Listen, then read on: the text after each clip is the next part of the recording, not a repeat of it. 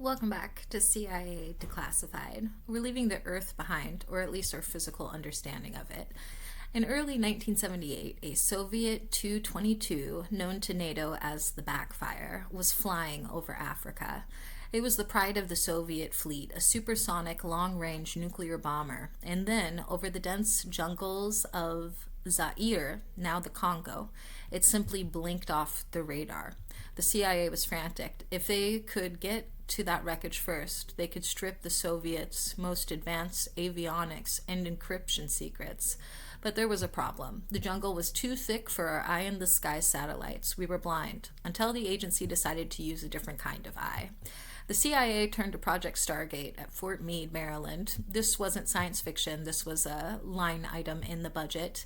The agency tasked a female remote viewer, identified in documents as Rosemary Smith, to find the plane. She was given nothing but the date and a vague region. After entering a deep trance, she began to scrawl numbers onto a notepad. A quote from President Jimmy Carter speaking at Emory University later about the incident. He said, "She went into a trance and gave some latitude and longitude figures. We focused our satellite cameras on that point, and there was the plane." End quote. The viewer didn't just give the coordinates. She described the wreckage's orientation. She claimed the plane had nosedived and was resting at an angle partially submerged in a swampy area under a triple canopy. When the ground team finally arrived, the description was 100% accurate. The document ID for this specific miracle is CIA RDP 96007888R001900680001-2. It remains one of the most cited successes in the history of the CIA's paranormal research. The viewer's coordinates were within several miles of the actual site, a margin of error that mathematicians at the time called statistically impossible for a random guess given the millions of square miles of African jungle. The mission was so sensitive that the recovery team was disguised as a medical relief unit. They used local guides to hack through the brush to the exact spot the viewer had pointed out on a map that she had never seen before.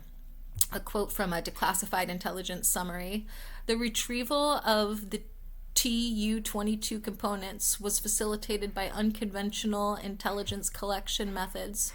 Ground truth confirmed the accuracy of the target location provided." End quote. The CIA's lead scientist on the project, Dr. Harold Puthoff, noted that the viewer reported seeing the smell of burnt metal and rotting leaves, a sensory detail that helped the ground team identify they were close to the impact site before they could actually see it. The Soviet Union was also reportedly using psychic spies to find the same plane. The race for the Tu-22 wasn't just a physical race, it was the world's first astral Cold War battle. Following the mission's success, the budget for Project Stargate was immediately expanded by several $1 million as the agency realized that human sensors could bypass the limitations of cloud cover and satellite resolution.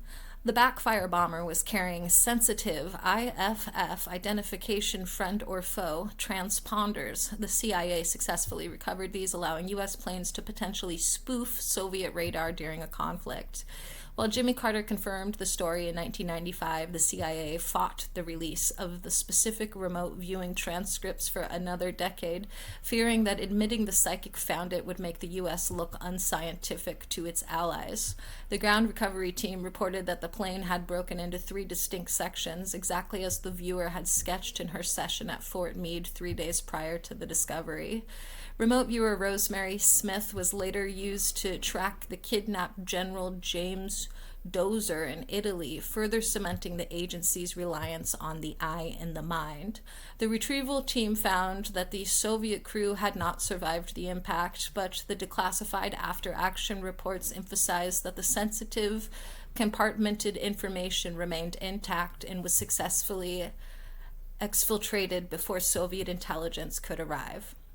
Before the psychic was utilized, the U.S. Air Force had flown multiple high-altitude reconnaissance missions over Zaire, Angola border, but the humidity and dense leaf cover created a green mirror effect that made visual spotting from the air impossible.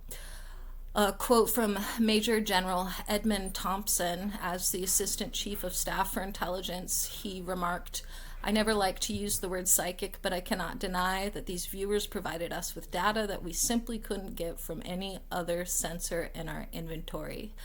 End quote.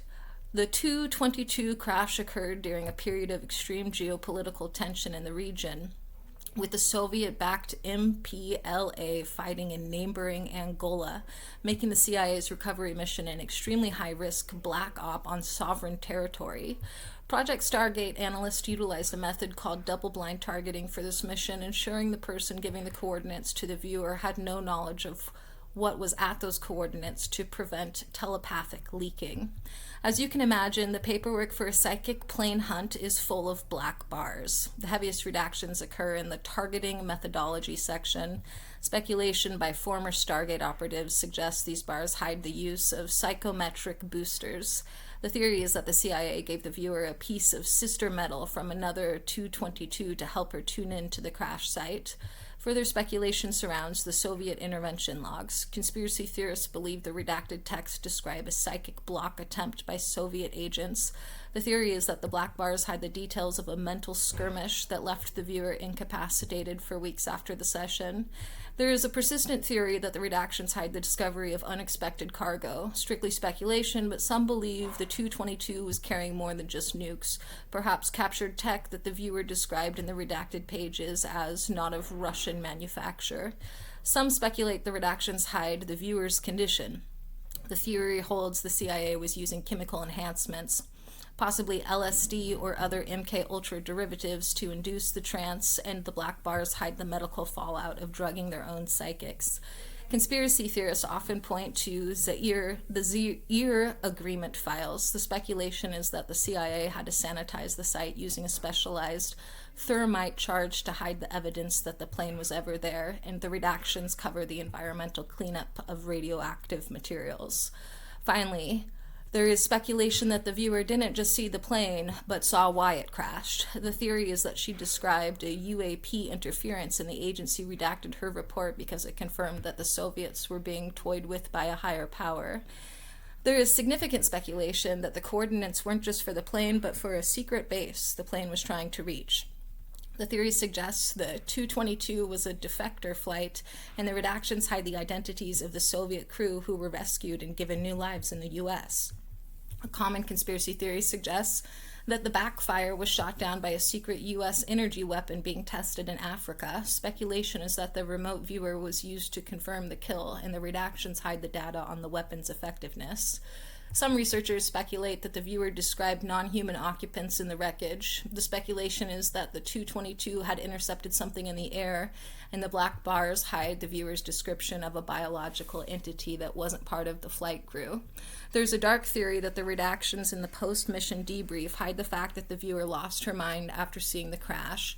Speculation suggests her consciousness became trapped at the site, and the black bars describe the agency's attempt to retrieve her through hypnotic regression. Finally, some speculate that the Eye in the Mind program discovered a chronal displacement. The speculation is that the plane actually crashed after the viewer saw it, meaning she didn't just see across space, but across time. There is intense speculation that the declassified document ID CIA RDP 960078AR001900680001-2 is actually a placeholder, and that the real results included a psychic description of a Soviet dead hand device already activated. Speculation holds that the blacked out logs detail a secret mission to disarm a nuclear failsafe that could have triggered World War III from the jungle floor. A persistent conspiracy theory among Stargate enthusiasts is that the remote viewer saw shadow people guarding the wreckage. Speculation suggests that the redactions hide the ground team's reports of strange non-biological interference that made the recovery nearly impossible without spiritual protection. Some speculate that the redactions in the avionics analysis section hide the fact that the TU-22 was powered by a primitive form of zero-point energy. The speculation is that the CIA recovered the engine and has been using the psychic's notes to reverse engineer the technology at Area 51. There is a theory that the viewer identified a traitor within the recovery team. Speculation suggests the redacted text describes a CIA operative who tried to sell the coordinates to a third party, and the psychic was used to identify him before he could escape the jungle. Finally, some speculate that the remote viewer's success led to the creation of a psychic defense grid around Washington, D.C. Speculation holds that the redacted files from 1978 contained the blueprints for using human emitters to prevent foreign psychics from viewing the president. Was the 1978 recovery a success? Technically, it was an unqualified success. The CIA got the hardware, and the Soviets were left wondering how the Americans found a needle in the haystack of green fire. It proved that in the world of intelligence, a hunch can be more valuable than $1 billion satellite. A quote from DCI Stansfield Turner: "There are things that happen in the human mind that we cannot explain, but as long as they produce results for the national defense, we would be remiss not to explore them." End quote.